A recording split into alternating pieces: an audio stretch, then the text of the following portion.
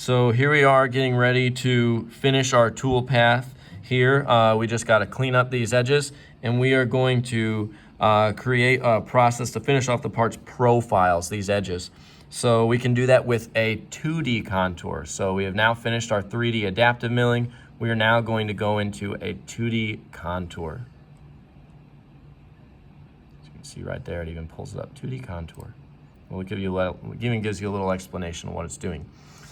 So once we selected 2D contour, we are going to select the joint edges that mark all the surface changes. So in this case, like the base right here, and the edge of this lip.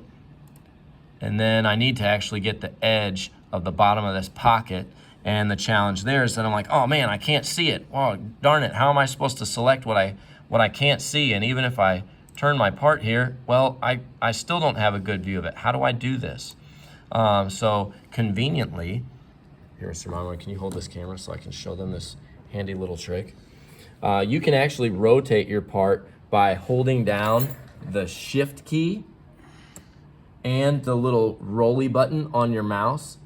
And if you're holding down the shift key and that rolly button, now I can rotate my part to see it from different angles. So I now can see that little lip.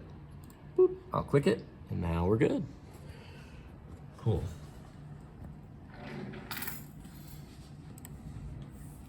Okay, so I've got all that selected.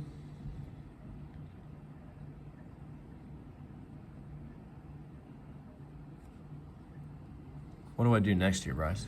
Well, that's all I got in terms of notes. So next, we're gonna go to our passes tab, our heights tab, sorry. And we're gonna look and we're gonna see our bottom height is selected at our selected contours. So any contour that we had selected in our previous tab, it's going to cut at that Z height that is defined there. So now we can go to our passes tab. We don't need to change anything here because that's selected correctly. We're gonna look here. All of our feed rates and everything are good here. And we're ready to hit OK and process our toolpath. All right, so it's generated it, and you can see right there it's showing what those passes will be. We have done it.